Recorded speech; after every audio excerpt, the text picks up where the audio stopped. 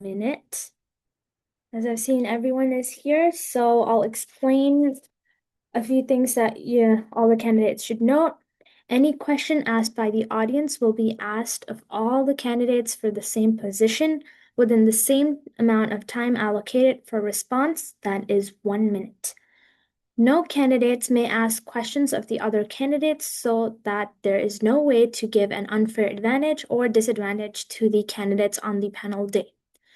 Following the forms, any statements about ASI that are factually incorrect will be addressed on the ASI website under the fact check section. We'll start over this with a 4-minute joint opening statement of each presidential ticket, followed by a 2-minute presidential ticket question, 2-minute joint to answer the one general question, then followed by positional questions from each individual in the ticket, and then audience questions, and we'll conclude it by the closing statement. Let's start off with the presidential ticket opening statements. Note that it is a joint opening statement, and you have 4 minutes to answer the question. I will ask which presidential ticket would go first. Also, Herbia will be taking the time, so she will message in the chat how much time is left for you so you can keep track of time. And let's start off with Zishan Ali and Zishan Ali for a presidential ticket, and Joshua Jara for the presidential ticket. Please give your joint opening statement. Thank you so much for your time, everybody. Good afternoon. My name is Deshaun Oli, and alongside Josh for Executive Vice President, we are running because students deserve leadership that is not only informed, but fearless enough to confront what still is not working. Sac State students are doing everything they can to succeed, working jobs, supporting families, commuting long distances, balancing classes, and navigating rising cost. Yet every day, students are still being slowed down by the same unresolved issues: food insecurity as the food pantry stretches thin, inaccessible campus dining support, limited class access, rising fees, and a parking system that wastes time students cannot afford to lose. At some point, leadership has to ask the harder question. If students are still struggling with the basics, are the priorities truly reaching them where it matters most? That is the kind of standard we're running on. Josh? Yeah, thank you, Sean. Our campaign is built on action. We are heavily committed to aggressively advocating for things like expanded EBT accessibility, essential food vending access, meal voucher systems, smart parking technology, transparent student-centered budgeting, bike lanes for pedestrian safety, and just overall stronger support for academic success and degree completion. We do not believe this is the time for vague promises or leadership that only looks effective on paper. This is the time for outcomes students can experience in real life. We are here to turn student frustration into policy pressure and policy pressure into real campus change.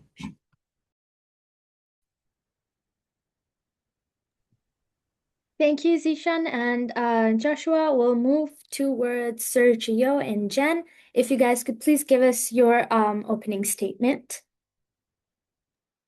Hola, Avispas. My name is Sergio Antonio Maciel Montoya. I'm a DACA recipient, a commuter, a first-generation low-income student, and I'm running to be your next ASI president. I don't want to grow up thinking that I would be in rooms like this. So being able to think twice as hard, work twice as hard, it's one of the things that I only known. And I do know that that's not the only one that feels at Sac State. Mabuhay Hornets, my name is Jen Galanado. I'm a transfer student, a first generation college student, an Asian Pacific Islander, and a higher education research, and I'm running to be your next ASI Executive Vice President. I came to Sac State knowing what it felt like to start over, to figure out systems that weren't designed with you in mind, and to fight for a seat at a table that wasn't built for you. Now, we are running not because we have the same story, but because our story reflects this campus. Sac State's built on students who have worked full-time, study full-time, who sends money home, students who don't know that their status will let them stay, students who skips meals to make rent, students who are brilliant, driven, and still fall through the cracks. We are those students this year, and we prove that students need to be in spaces to take up space, especially now more than ever. This past year, Sergio served as your Vice President of Finance, and I served as your Vice President of Academic Affairs. And with that time, we didn't just spend it preparing for this moment, we used it working. We strengthened CAP radio internship programs, created real working world opportunities for students, relaunched events that have been gone since COVID to help students navigate enrollment without losing a semester.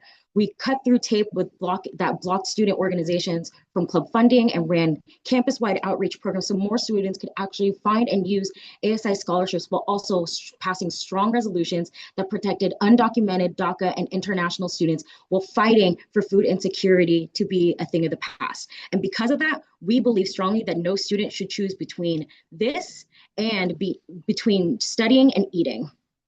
Now, that wasn't a campaign promise. That was our year. And we're running again because the work isn't finished and never is.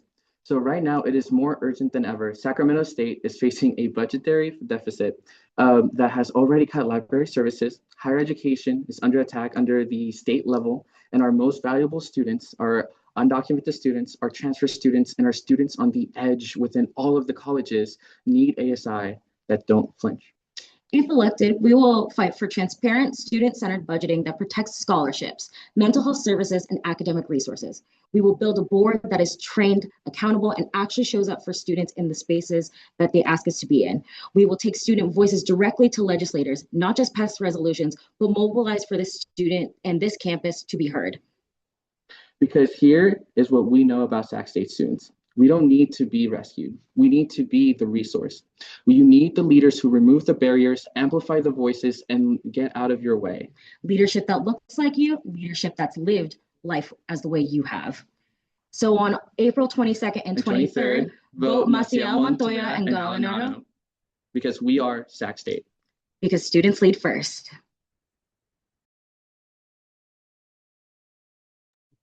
Thank you, Sergio and Jen. We'll move forward to the general question. Note that the general question would be a joint answer. It is 2 minutes, so you'll have 2 minutes to answer the question. We'll start with Zishan and Joshua. I'll read out the question for you. What resources do you believe Sac State is currently lacking, or where do you think there should be expansion to better support students in completing their degrees? I'll repeat. What resources do you believe Sac State is currently lacking, or where do you think there should be expansion to better support students in completing their degrees? Thank you again for your question. I personally believe that Sac State is not necessarily lacking effort, but it's lacking accessibility, efficiency, and a balance in how resources reach students. One of the biggest area that needs expansion is the basic needs support.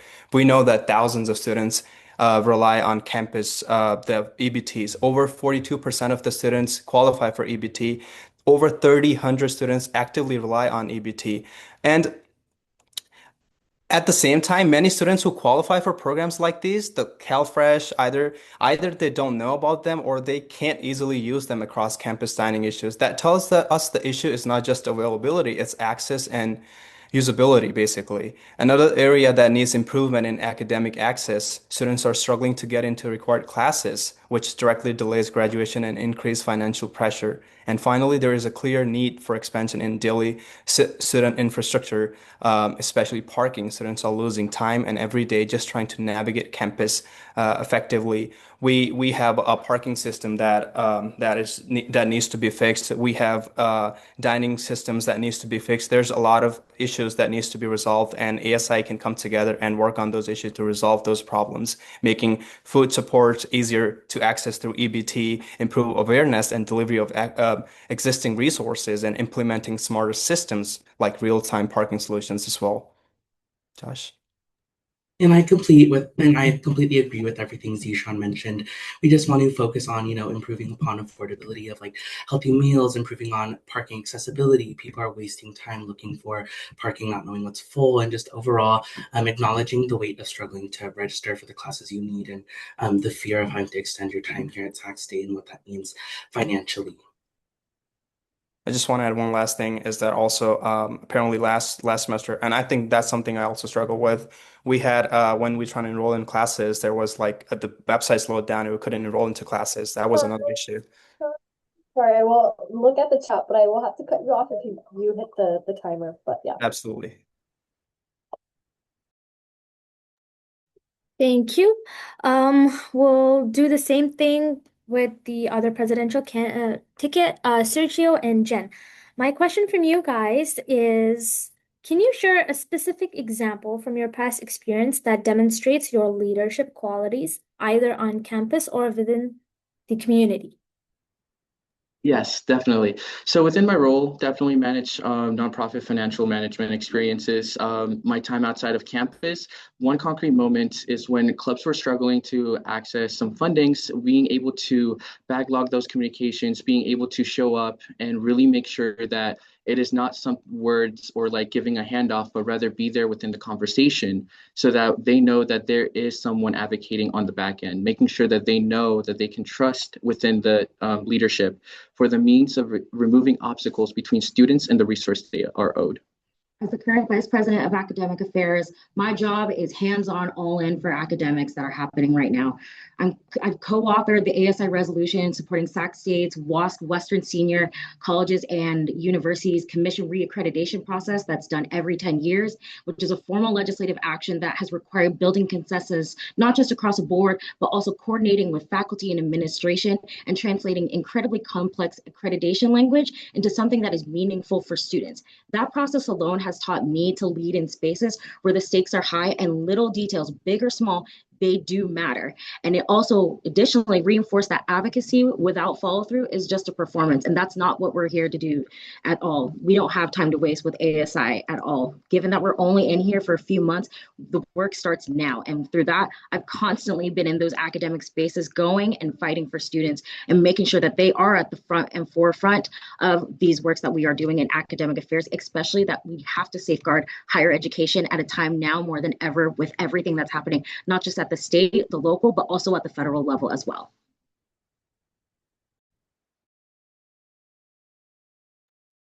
Thank you, Jen. Okay, we'll move towards the next part that is positional question for each candidate. We'll start off with the president. So you'll get 2 minutes to answer this question. Let's start with Sergio. I'll ask you the question. It is, what are the 3 areas you will focus on as ASI president? That is an awesome question. So the 3 areas that I'm going to be focusing on is physical advocacy, student access, and institutional accountability. One of the biggest things within my previous roles, which really emphasized, was the financial. Sac State is in a budget deficit. We all know this, and it's already costing students. And as president, I will be working directly with administration and state legislature to protect scholarships, student services, academic infrastructure, as ASI move to have seats at every table where those conversations are had, not listening in after those decisions are made. The second, student accessibility, particularly from our underrepresented Hornets, commuters, DACA recipients, transfer students, and all students who have experienced food insecurity. I want tailored program that proactively outreaches to meet students where they are, not where we can assume they are, but rather touch them where they are and currently are. Third, institutional accountability. ASI needs to mean something to the students beyond election season. I want transparent reporting, consistent communication with clubs and student at large, and the board that is visibly engaged with campus within their own colleges. Students should know what ASI is doing for them every single semester. Thank you.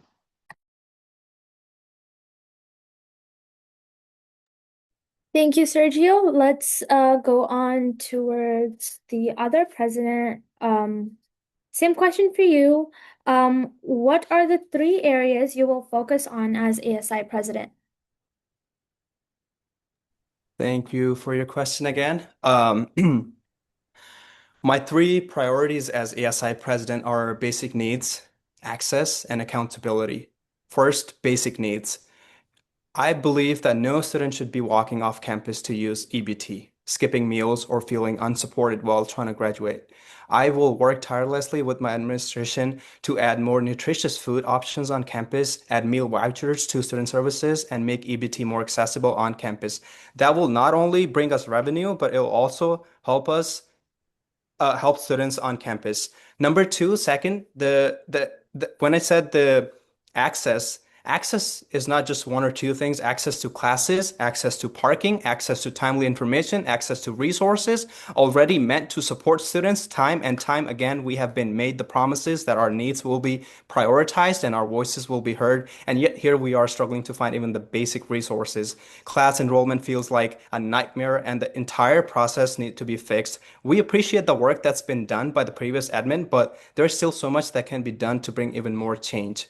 Now, third, accountability. Students deserve to know where priorities are, how budget affects them, and why unresolved issues continue to impact their daily lives. I think it's very important to know that we are facing budget cuts here at Sac State. Programs are on the line, classes are cut short, fees are rising, and parking is a mess, and there is no time for confusion. This is the time for action, a leadership that not only delivers but also listens and ready to fix those issues. To me, leadership is not about who's in the room where decisions are made. It's about whether students can feel the impact afterwards. Thank you. Thank you, Zishan. We'll go towards the executive vice presidents now. We'll start with Jen. Jen, if you could please answer the question. Also, to mention, you'll have 2 minutes to answer this question. The EVP chairs the ASI board meetings and is responsible for board accountability. What experience have you had that would increase your effectiveness in this role? Thank you for the question, Dua, and that's a great question. As the current Vice President of Academic Affairs, as I've said before, I'm not just participating in the board processes, I'm leading within them. I've co-authored formal resolutions, coordinated across faculty and administration, and presented policy to the full board, and I understand how to move a room from debate to decision without losing people in the process. But on top of doing all that, I want to also name something that doesn't also get said very loud before, and much to my predecessors before me, should I be elected to this role. As a woman, running a meeting, commanding a room, and setting an agenda while holding people accountable is a different experience, especially when you're a woman of color, as these spaces are not designed historically for us to be in.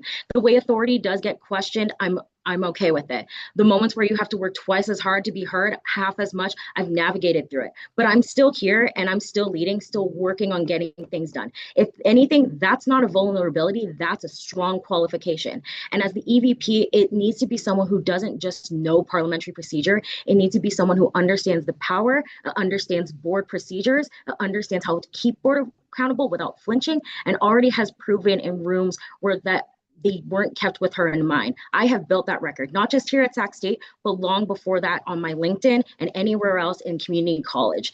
And with Sergio, this transition wouldn't just be seamless, it would be a continuation of the work that's already been done, given my current role where I've been able to learn the positions very well, not just in my own, not just from the other fellow executives that I have an opportunity to work with, but also from the directors as well. So with that, I'm ready for this role, not just because I've done the work, but it's because it's already been something that I've been embedded to do with my current work here in ASI, and I'm ready to do it again. So thank you for the question.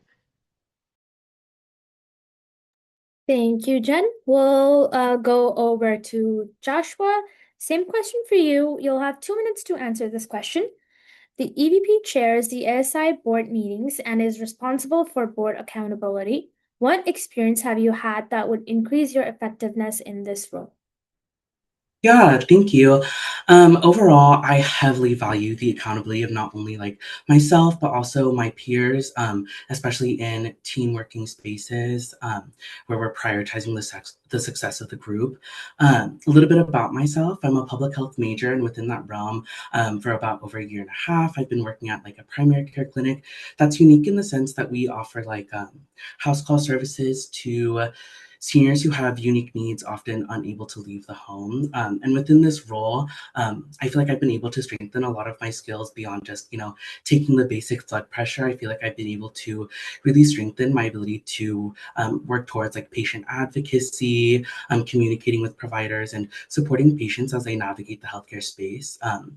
especially just being able to guide difficult discussions and set realistic goals and expectations of people. And I also believe that these skills that I've been able to hone in on strongly translate to my role as executive vice president, just advocating for the needs of students, communicating with Sac State leadership, and overall guiding difficult conversations of student needs and setting realistic goals and expectations for the upcoming leadership. And overall, I just believe being EVP would be an amazing opportunity to practice these skills.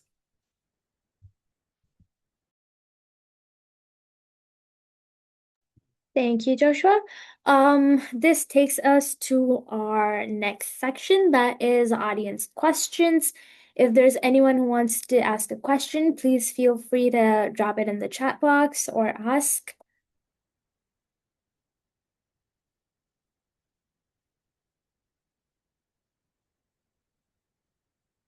Anyone?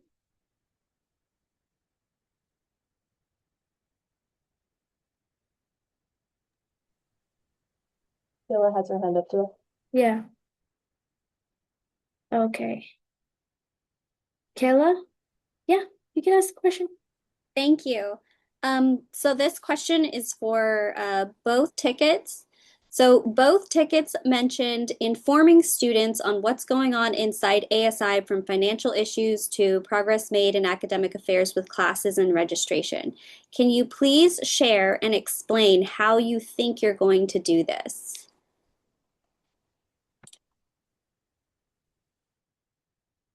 Just giving you a heads up, it's you'll have 2 minutes to answer this question. Whoever can go first and start whenever you're ready. Awesome. I'll take the first jab just to start the conversation. One of the biggest things that we do have is the directors of each colleges. Now, in order for us to be engaged with the student body is hopefully we're engaging with clubs as well as student at large. Now, one of the biggest things that we haven't done so much is centralize those communications, whether it's in newsletters of like public policies that we're even deciding, and see if they're even interested in engaging in those conversations. This year, we had multiple clubs engage in funding and seeing those opportunities. So the way of the communications is going to be very streamlined towards those, because that is where the most root and where we get those problems that we may not know of to get into acquired. So all those is going to be a lot of information and a lot of engagement that directors can do within their colleges. On the academic side of the house, this is something that I've heard loud and far for millions of times. So through Student Academic Senate, which I serve as the chair of, one of the things that I have done is train our students in being well aware of academic policies and using, and again, I tried to be very strategic in doing so, using that student to student communication, because if there's something that a student knows, another student will go run and tell that other student. And with that was something that we heavily emphasized on. At the beginning of my term, I really emphasized on making sure that students were aware of academic policies, particularly the grade appeals process, using social media. Well, yes, I could have used that more. I really, really heavily relied on that student to student communication.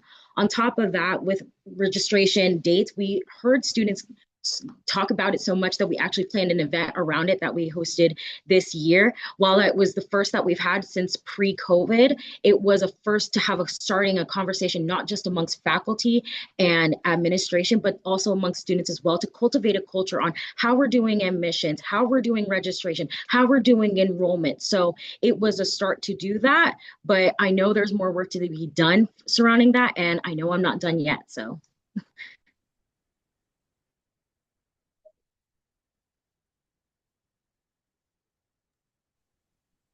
Over to Zishan and Joshua. Please feel free to start whenever you're ready. Could you please repeat the question? Yes.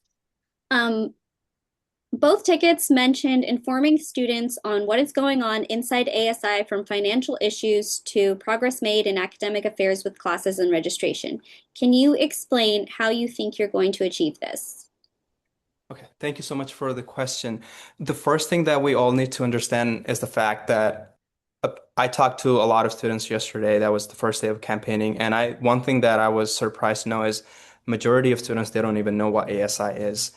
So the first thing is basically because students don't know what ASI is, they don't know what ASI is capable of doing. Number two is basically we need to make sure that ASI does not operate from a distance. That means building an access point for student input, not just formal meetings, but classroom visits, direct conversations across campus spaces, partnership with cultural and student organizations, and consistent digital engagement. There was a recent survey where 76% of the students said that they think their needs are not being addressed and their voices are not being heard. That is something and that bothers me deeply because I personally believe that growth is important, but growth should not come at the cost of students feeling unsupported. At this time when the fees are rising and classes are hard to get to, we need leadership that asks, are students actually feeling the impact of the decisions being made? That is the kind of leadership we want to bring that listens, that communicates, that fight for transparency and turns student frustration into real solutions. I am willing to work with any department, whether it's the president, whether it's the directors, to make sure the student voices are heard and their needs are being met.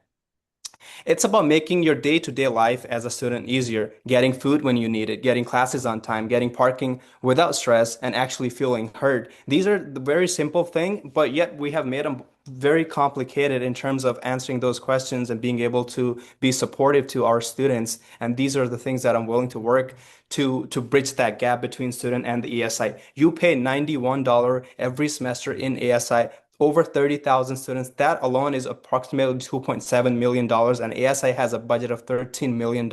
We need to put that money into use for students and resources for them. Thank you.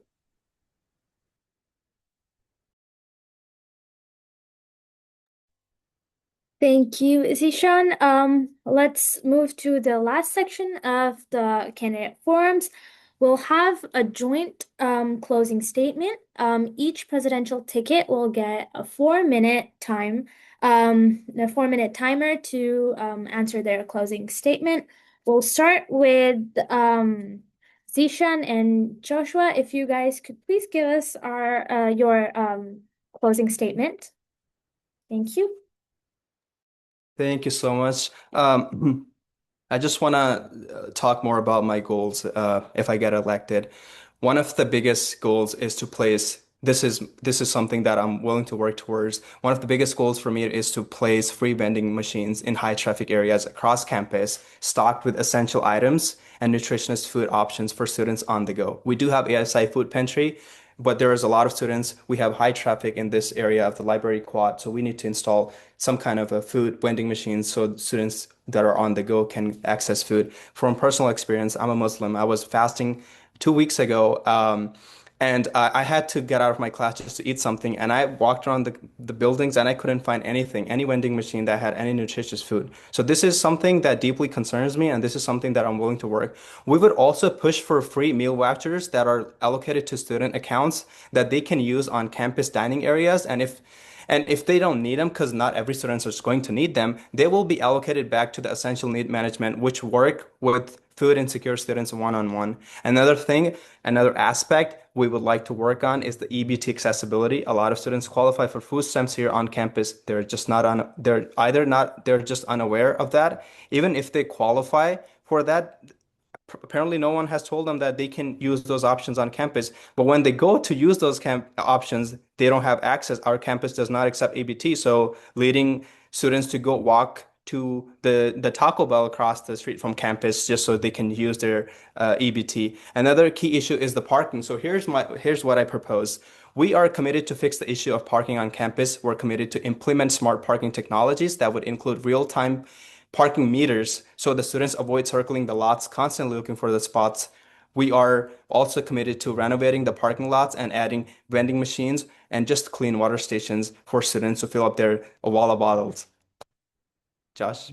Yeah, and I completely agree with everything that Zishan said. Just to reiterate, overall, we just want to advocate to improve upon the overall just Hornet experience, ensuring that every student's needs are listened to and pursue every avenue possible to mitigate costs and make Hornets feel like they are redeeming the benefits of the tuition they're paying.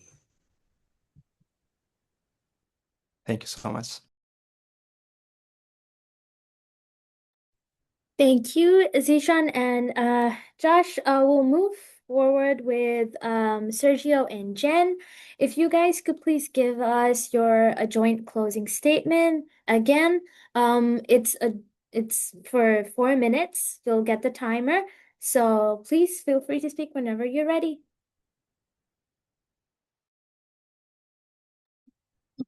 All right, thank you so much. Today, you heard our track record, not our promises, paid internships reinstated, club funding streamlined, resolution passed, scholarship promoted, students protected.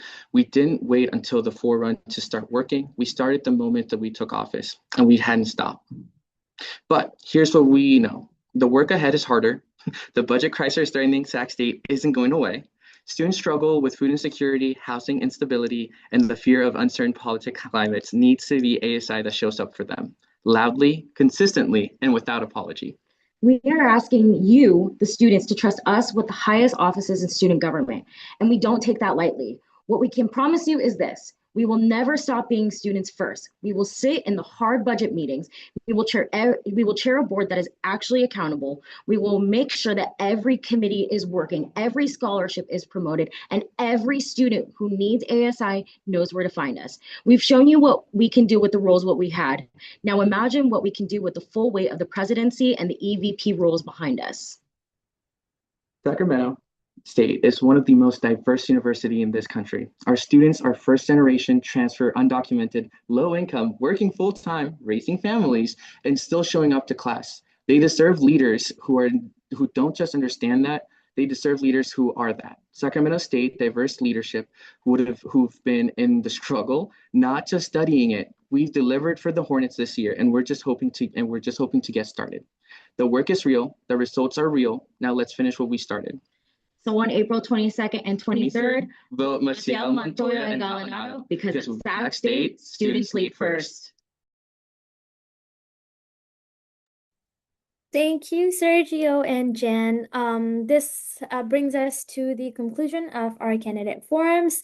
Thank you all for being here, and we'll see you on the ballot draw event now. You guys are free to leave. Thank you so much.